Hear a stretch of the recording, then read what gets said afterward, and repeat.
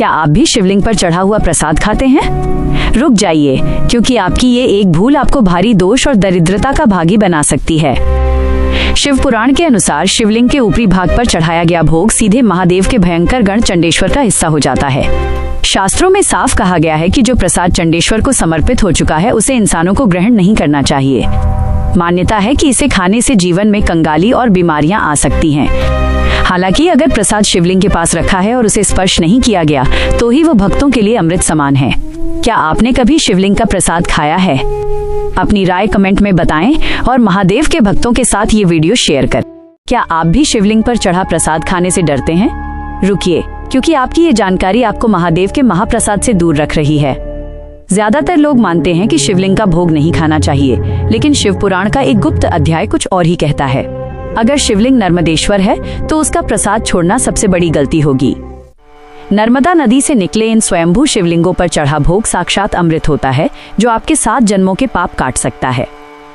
नर्मदेश्वर, स्फटिक और सिद्ध शिवलिंगों पर शिव के गण चंडेश्वर का अधिकार नहीं होता, इसलिए इनका प्रसाद ग्रहण करना अत्यंत शुभ माना जाता है। क्या आपके घर में भी नर्मदेश्वर शिवलिंग है? कमेंट में हर हर महादेव लिखें और इस सच को हर शिव भक्त तक पहुंचाएं। क्या आप जानते हैं कि महाशिवरात्रि पर की गई एक छोटी सी गलती आपकी पूरी पूजा का फल खत्म कर सकती है? भगवान शिव की कृपा पाने के लिए इन बातों का ध्यान रखना बेहद जरूरी है। महाशिवरात्रि के दिन भूलकर भी काले कपड़े न पहने और महादेव को तुलसी, केतकी के फूल या सिंदूर कभी अर्पित न करें। शिवजी का अभिषेक हमेशा सादे पानी या दूध से करें, नारियल पानी से भूलकर भी नहीं। पूजा में कटे फटे बेल पत्र चढ़ाना उनका अनादर माना जाता है। इसके अलावा इस दिन तामसिक भोजन जैसे मांस, लहसुन और प्याज से दूर रहें। व्रत के दौरान दिन में सोने और अनाज के सेवन से बचें। सबसे महत्वपूर्ण, किसी भी महिला या असहाय व्यक्ति का अपमान न करें।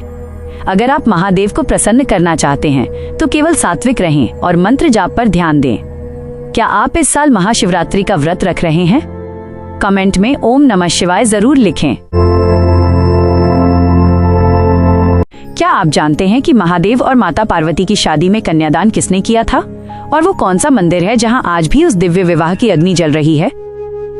उत्तराखंड के रुद्रप्रयाग में स्थित त्रियुगी नारायण मंदिर ही वो पवित्र स्थान है जहां ब्रह्मांड की सबसे भव्य शादी संपन्न हुई थी।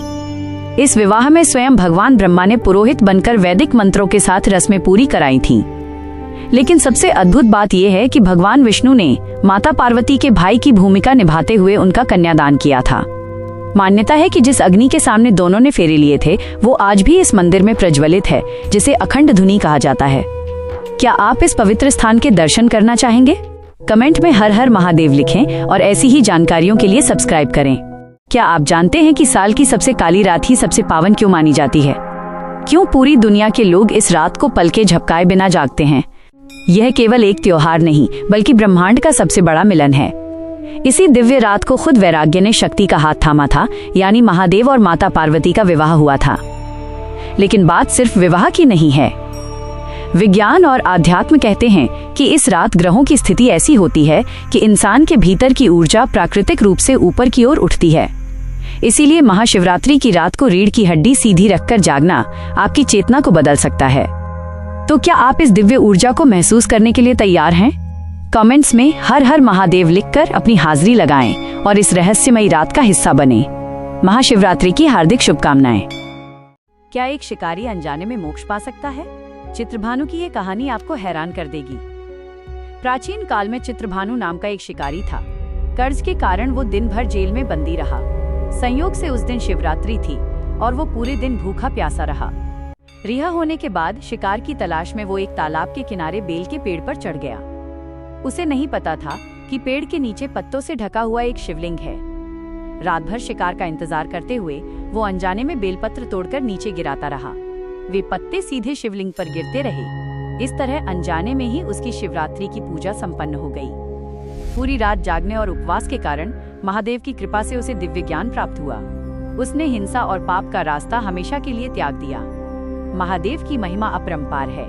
अगर आप भी शिव भक्त हैं तो कमेंट में हर हर महादेव जरूर लिखें। क्या आप जानते हैं कि महाशिवरात्रि का सीधा संबंध समुद्र मंथन से है?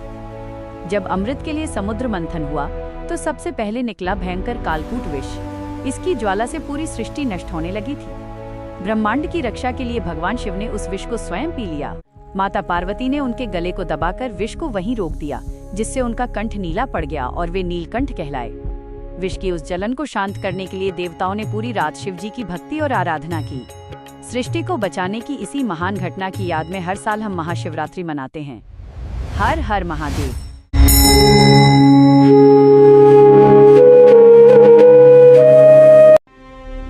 एक ऐसा खौफनाक रहस्य जिसे सुनकर पूरी दुनिया के वैज्ञानिकों के होश उड़ चुके हैं। क्या कोई इंसान पिछले 5000 सालों से आज भी इस धरती पर जीवित हो सकता है? मध्य प्रदेश के असीरगढ़ किले के इस वीरान और डरावने शिव मंदिर में हर सुबह एक ऐसी घटना घटती है जिसका जवाब आज तक किसी के पास नहीं है। मंदिर के भारी दरवाजों को रात भर कड़े पहरे में बंद रखा जाता है ताकि परिंदा भी पर न मार सके। लेकिन जैसे ही सुबह का पहला उजाला होता है और मंदिर का द्वार खुलता है तो अंदर का नजारा देख सबकी रूह कांप जाती है। बंद मंदिर के अंदर शिवलिंग पर ताजे खिले हुए गुलाब के फूल और ताजा चंदन का लेप लगा होता है। कहते हैं ये पूजा साक्षात महाभारत का वो शापित योद्धा अश्वत्थामा करता है, जिसके माथे के जख्म से आज भी खून टपकता है। हजारों सालों से कई लोगों ने उसे देखने की कोशिश की, पहरे बिठाए, कैमरे लगाए, लेकिन वो साया आज भी एक अनसुलझी पहेली है। क्या आपको भी लगता है कि अश्वत्थामा आज भी इस मंदिर में शिव की पूजा करने आते हैं? अपनी राय कमेंट में बताएं और लिखें हर हर महादेव। क्या आप विश्वास करेंगे कि भगवान शिव जानबूझकर अपने ही मंदिर पर आकाशीय बिजली गिरवाते हैं? हिमाचल के कुल्लू में स्थित बिजली महादेव का रहस्य नासा के भी होश उड़ा चुका है। यहाँ हर 12 साल में आसमान से एक भयानक बिजली गिरती है, जिसका प्रहार इतना तेज होता है कि मंदिर का शिवलिंग चकनाचूर होकर बिखर जाता है। लेकिन असली चमत्कार इसके बाद होता है। पुजारी इन बिखरे हुए टुकड़ों को सीमेंट से नहीं बल्कि मक्खन से जोड़ते हैं और देखते ही देखते शिवलिंग बिना किसी निशान के जादुई रूप से वापस जुड़कर ठोस हो जाता है। मान्यता है कि महादेव हमारी रक्षा के लिए उस बिजली का सारा जहर और विनाश अपने ऊपर ले लेते हैं। विज्ञान यहाँ हार गया है और सिर्फ आस्था जिंदा है। अगर आप भी महादेव के इस चमत्कार को मानते हैं तो कमेंट में हर हर महादेव लिखें। कौन था राक्षस भीम, जिसकी वजह से भगवान शंकर को स्वयं धरती पर आना पड़ा? ये कोई साधारण राक्षस नहीं था। ये था कुंभकर्ण का पुत्र भीम, अतुल बल का वरदान और उसके साथ असीम अहंकार। भीम ने देवताओं को हराया, यज्ञों को नष्ट किया, ऋषियों को भयभीत कर दिया। धर्म डगमगाने लगा, तीनों लोग कांप उठे। और ये कथा शिव महापुराण में स्पष्ट रूप से लिखी है। लेकिन भीम से एक ऐसी भूल हो गई जिसने उसका अंत तय कर दिया।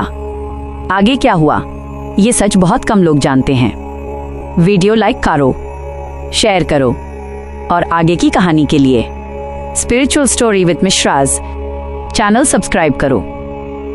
मणिकर्णिका घाट का वो सच जो बहुत कम लोग जानते हैं। हिंदू धर्म में रात को चिताएं नहीं जलाई जाती, लेकिन मणिकर्णिका घाट पर 24 घंटे चिताएं जलती हैं, क्योंकि ये कोई साधारण श्मशान नहीं, यह मोक्ष क्षेत्र माना जाता है। यहाँ मृत्यु को अपवित्र नहीं बल्कि अंतिम सत्य माना जाता है। कहा जाता है यहाँ देह त्यागने वाला पुनर्जन्म के बंधन से मुक्त होता है। इसीलिए यहाँ दिन और रात का भेद नहीं और चिताएं कभी नहीं रुकती। अब सोचो, जहाँ मृत्यु नहीं रुकती वहाँ घमंड किस बात का? कुंभकर्ण के वंशज, एक ऐसा दानव जिसकी शक्ति ने धर्म को डगमगा दिया था। भक्ति रुकने लगी थी, पूजा दबने लगी थी। ये पुकार युद्ध की नहीं थी, यह पुकार थी न्याय की, और यह पुकार सीधे पहुंची भगवान शिव तक। महादेव आए, क्रोध बनकर नहीं, न्याय बनकर। सह्याद्री के वनों में एक निर्णय हुआ। यहीं शिव ने अपने तेज को स्थिर किया और प्रकट हुआ एक ज्योतिर्लिंग, जिसे आज श्री भीम शंकर कहा जाता है। लेकिन यही पूरी कथा नहीं है।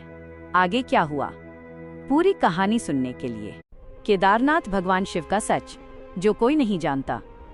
महाभारत के बाद पांडव अपने पापों से मुक्त होना चाहते थे।